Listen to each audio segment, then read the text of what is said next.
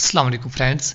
अगर आप Jammu university, Delhi university या किसी भी अदर यूनिवर्सिटी के लिए पीजी का ऑनलाइन फॉर्म फिलअप करना चाहते हो तो आपको CUET के अंदर फॉर्म फिलअप करना पड़ेगा।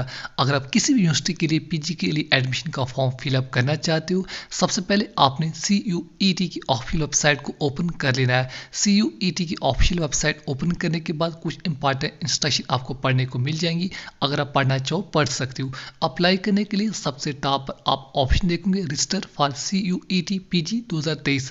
अब आपने इस लिंक पर क्लिक कर देना है। टॉप पर ऑप्शन देखेंगे रजिस्टर फॉर CUET PG 2023।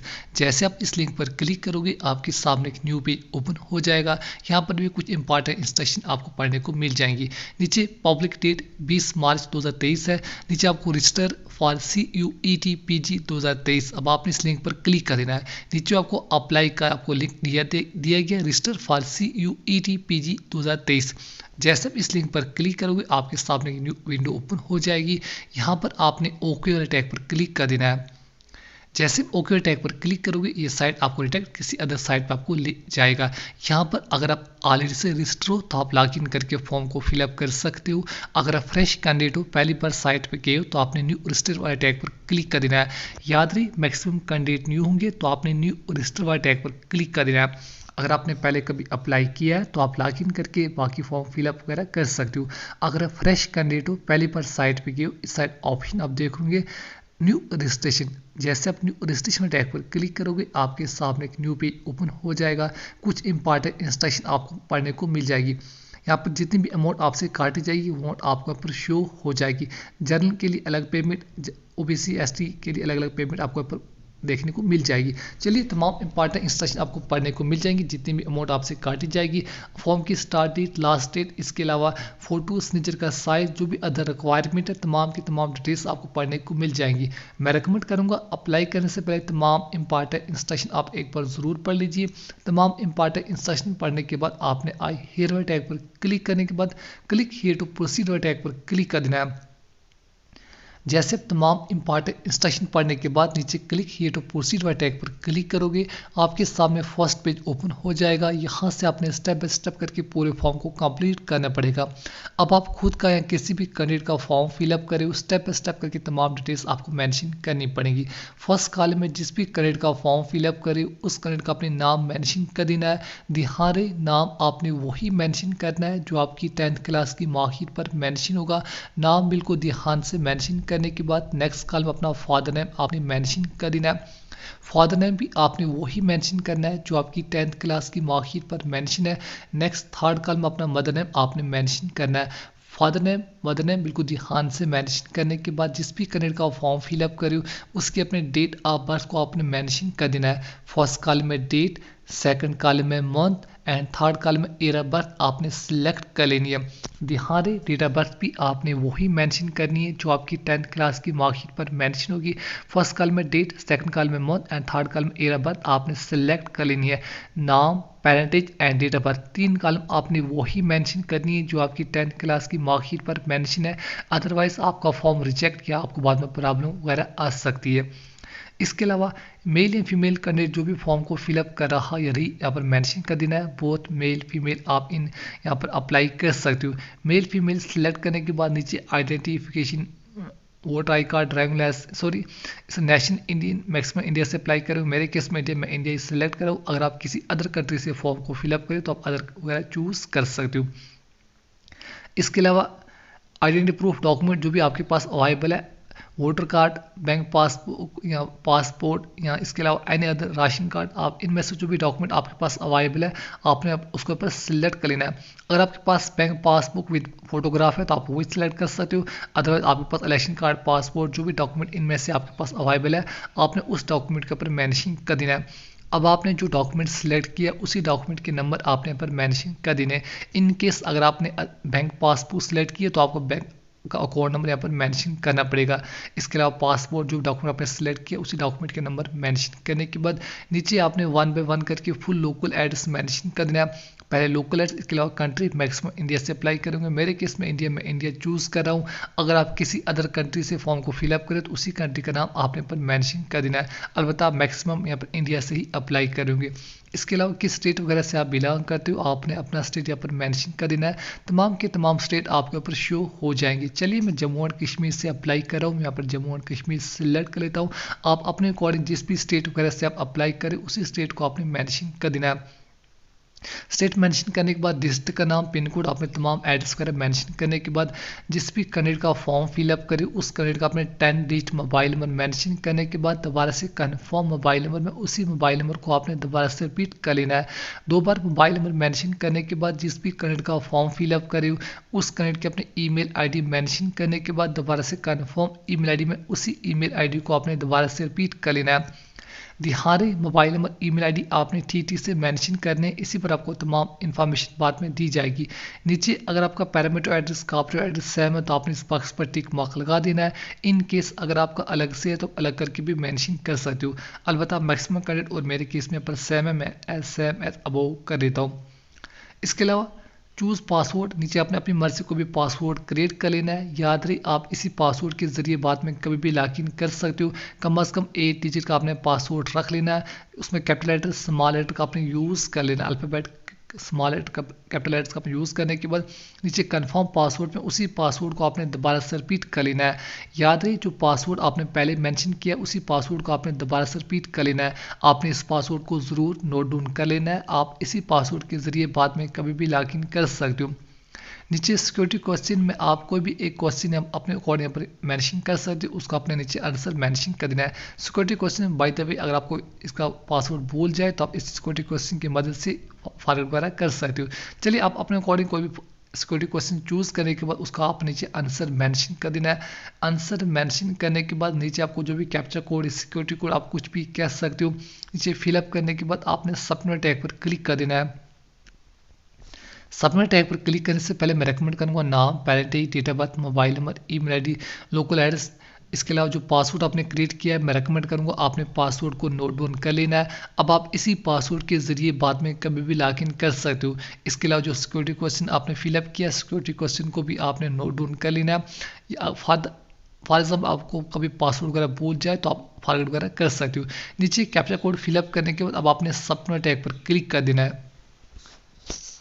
जैसे तमाम डिटेल्स फिलअप करने के बाद नीचे सबमिट टैग पर क्लिक करोगे आपके सामने सेकंड पेज ओपन हो जाएगा।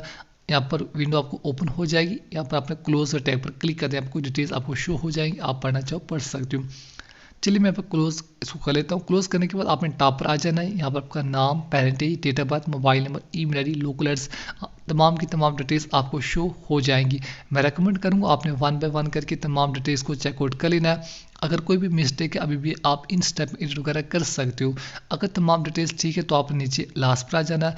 लास्ट पर आने के बाद आपने नीचे my name, my father name, mother name, date of birth, gender, address, mobile number, email ID आपने इन बॉक्स पर टिक मार्क लगा देना है।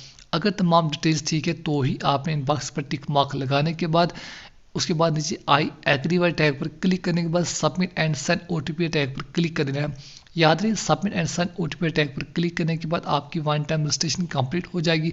उसके बाद आप कुछ स्टेप में एडिट वगैरह नहीं कर पाओगे। मैं रेकमेंड करूँगा अगर कोई भी मिस्टेक है अभी भी आप एडिट रजिस्टर फॉर्मेट टैग पर क्लिक करके नाम, पेरेंटिटी, डेट ऑफ बर्थ किसी भी स्टेप में अभी भी आप एडिट वगैरह कर सकते हो। अगर तमाम डिटेल्स ठीक है तो ही आपने submit and send OTP tag पर क्लिक कर देना है।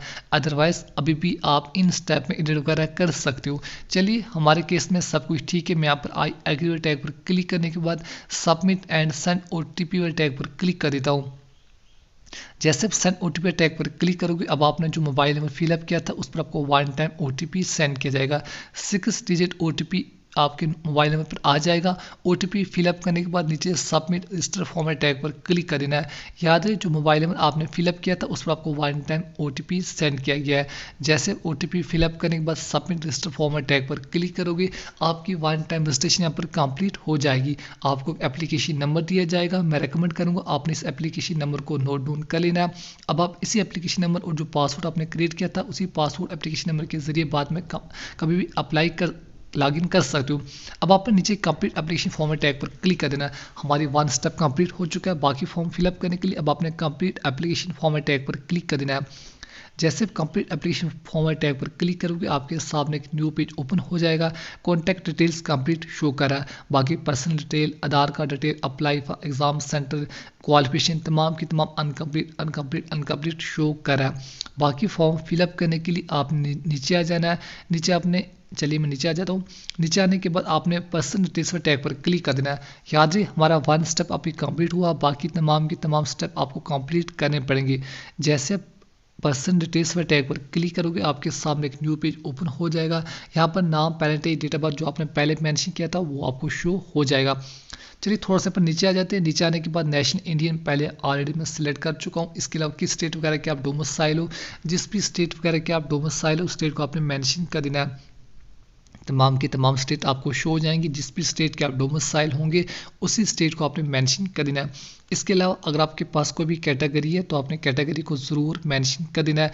General, SC, ST, EWS, OBC इनमें से कोई भी कैटेगरी है तो आप कैटेगरी को ज़रूर मेंशन कीजिए, अदरवाइज़ आप जनरल में अप्लाई कर सकते हो। अगर आपके पास कोई भी कैटेगरी नहीं है तो ही आपने जनरल में अप्लाई करना है, अदरवाइज़ आप कैटेगरी को ज़रूर मेंशन कीजिए।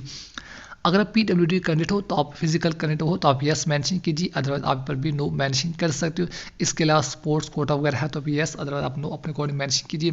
एक्सर्समैन हो तो आप यस मेंशन कीजिए, अलबत्ता मेरे केस में पर नो नो नो ही आ रहा है। आप इन तमाम कालों को एक बार ज़रूर पढ़ लीजिए।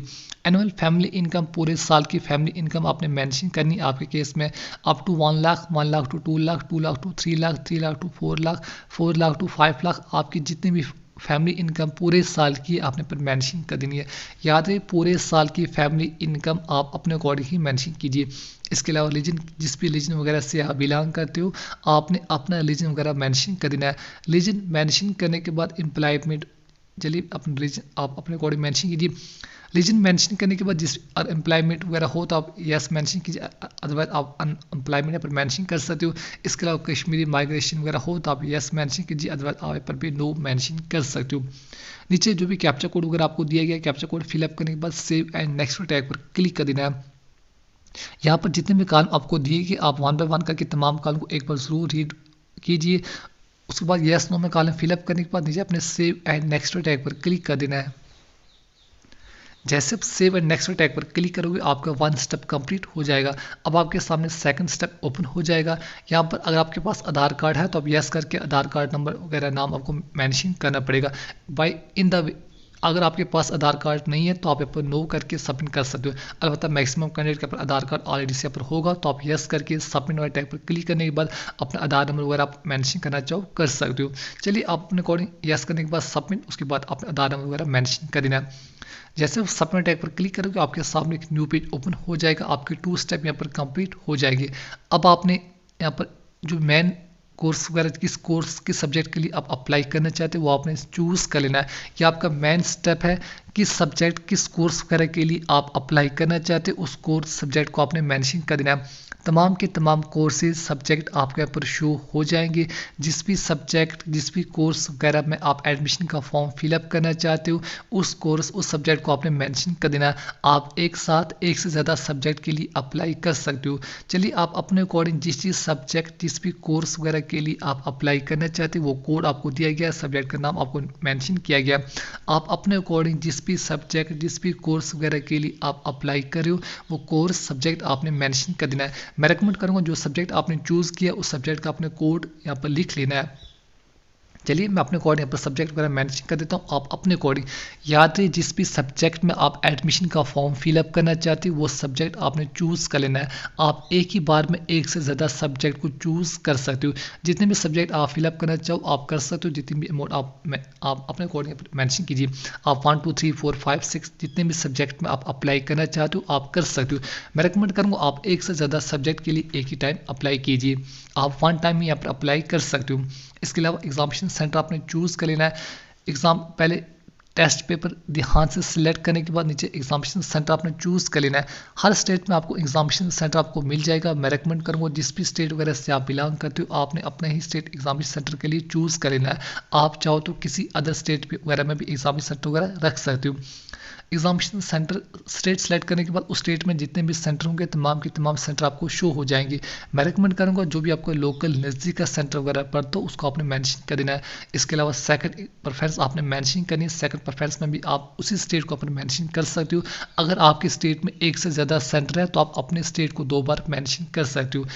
स्टेट मेंशन करने के बाद आपके स्टेट में जितने भी सेंटर होंगे तमाम के तमाम सेंटर शो हो जाएंगे। अब आपने कोई भी अदर सेंटर पर चूज़ कर लेना है।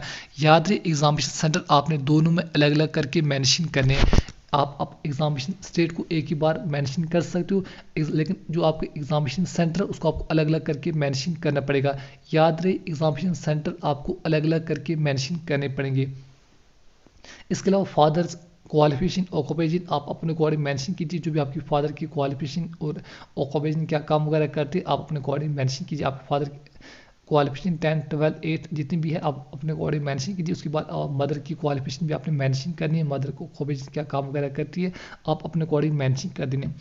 फादर मदर क्वालिफिकेशन आपने मेंशन करने के बाद नीचे आपने कैप्चा कोड फिलअप करने के बाद सेव एंड नेक्स्ट टैग पर क्लिक कर देना है।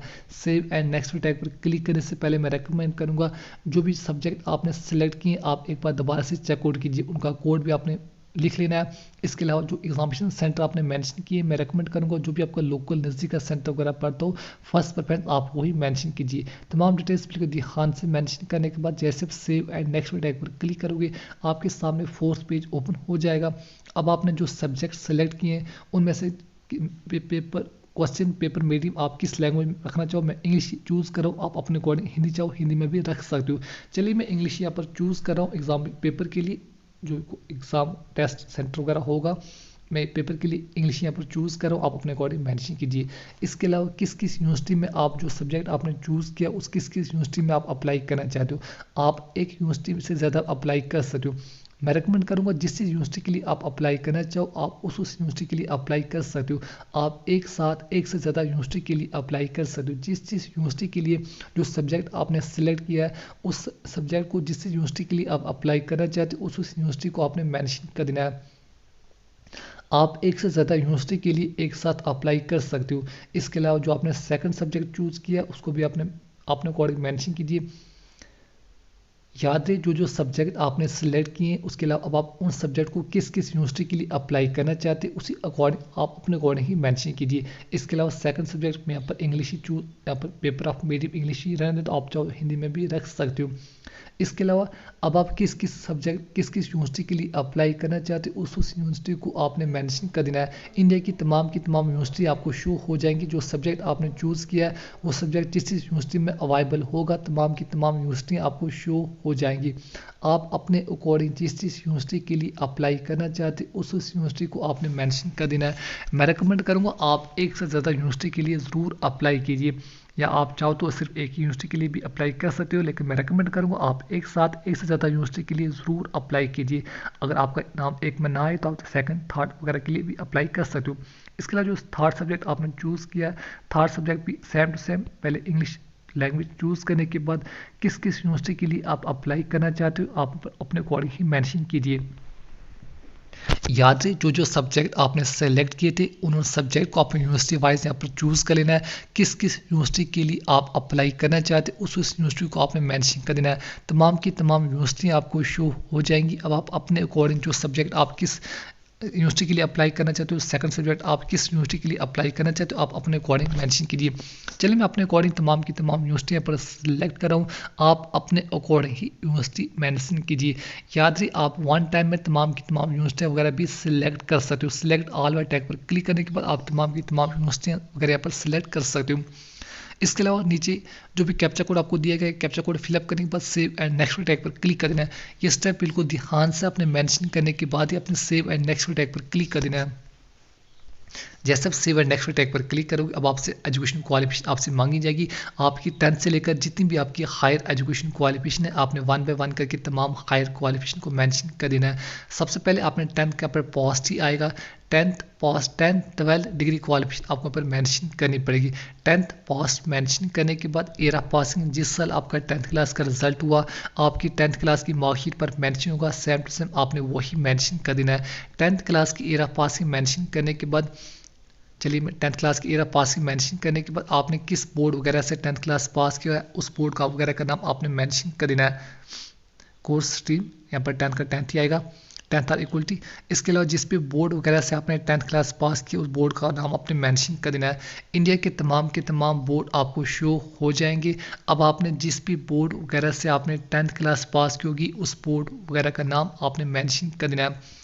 यहाँ पर इंडिया के तमाम बोर्ड आपको शो हो जाएंगे। आप अपने अकॉर्डिंग जिस भी बोर्ड वगैरह से आपने 10th क्लास पास की होगी उस बोर्ड वगैरह का आपने नाम मेंशन कर देना है। चलिए आप तमाम के तमाम बोर्ड आपको शो हो जाएंगे, आप 1 बाय 1 करके इन तमाम बोर्ड को चेकआउट कर सकते हो। चलिए आप अपने अकॉर्डिंग जिस भी बोर्ड वगैरह से आपने 10th क्लास पास की होगी बोर्ड वगैरह का नाम मेंशन करने के बाद रिजल्ट मोड, चलिए मैं पहले बोर्ड को मेंशन कर देता हूँ। बोर्ड मेंशन करने के बाद रिजल्ट मोड आपके केस में परसेंटेज या CGPA आप अपने अकॉर्डिंग मेंशन कीजिए। मेरे केस में परसेंटेज है, मैं परसेंटेज मेंशन कर देता हूँ। अगर आपके केस में CGPA है तो आप CGPA मेंशन कर सकते हो, अलबत्ता मैक्सिमम कैंडिडेट का परसेंटेज ही आएगा। इसके अलावा परसेंटेज मेंशन करने के बाद आपने कितने मार्क्स ऑब्टेन किए, टोटल नंबर ऑफ मार्क्स कितने थे आप अपने अकॉर्डिंग मेंशन कीजिए। फर्स्ट आपके टोटल नंबर ऑफ मार्क्स कितने, 10th क्लास में आपके टोटल नंबर ऑफ मार्क्स कितने थे आपने मेंशन कर देना है। इसके अलावा आपने कितने मार्क्स ऑब्टेन किए, परसेंटेज खुद ब खुद आ जाएगी। टोटल नंबर ऑफ मार्क्स, इसके अलावा कितने मार्क्स आपने ऑब्टेन किए ये आपकी 10th क्लास की मार्कशीट पर मेंशन होगी, परसेंटेज खुद ब खुद आ जाएगी। डिटेल्स आपने वही मेंशन करनी है जो आपकी 10th क्लास की मार्कशीट पर मेंशन होगा।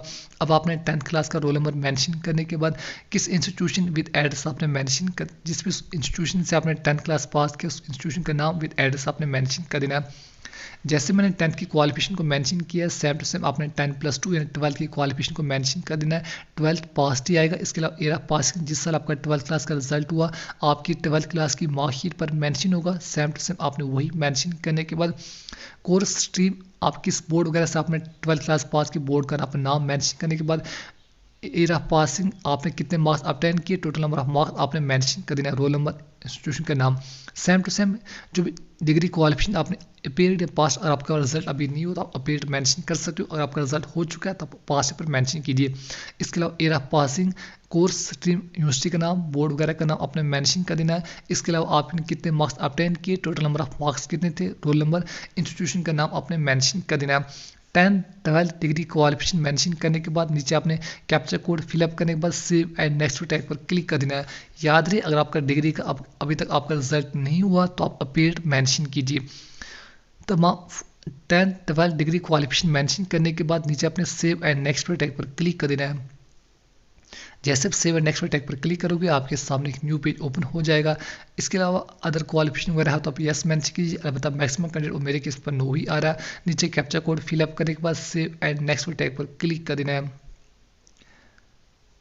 जैसे आप कैप्चा कोड फिलअप करने के बाद सेव एंड नेक्स्ट टैग पर क्लिक करोगे आपके सामने लगभग लास्ट पेज ओपन हो जाएगा।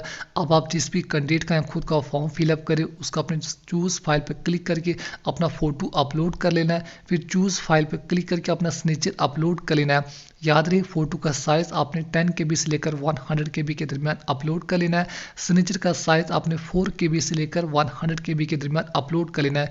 जिस भी कैंडिडेट या खुद का फॉर्म फिलअप करे पहले फोटो उसके बाद अपना सिग्नेचर अपलोड कर लेना है। फोटो सिग्नेचर अपलोड करने के बाद नीचे अपने आपके सामने तमाम की तमाम डिटेल्स आपको शो हो जाएंगी, नाम, parentage, date of birth, mobile number, email ID, local address, आपके एजुकेशन क्वालिफिकेशन।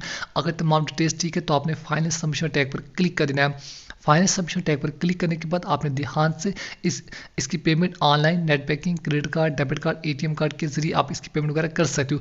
आप इस वक्त या लास्ट डेट से पहले कभी भी लॉगिन करके इसकी पेमेंट वगैरह कर सकते हो। पेमेंट करने के बाद बस आपने एक बात का ध्यान रखना है, इसकी हार्ड कॉपी या तो प्रिंट या फिर स्क्रीनशॉट या फिर डाउनलोड करके अपने फोन वगैरह में रख सकते हो। तो बस इस तरह से आसानी से CUET PG 2023 के लिए आप अप्लाई कर सकते हो। आज के लिए इतना ही, मिलते हैं इंशाल्लाह अगली वीडियो में एक नई वीडियो के साथ। अपना बहुत सारा ख्याल रखिए। अल्लाह हाफिज़।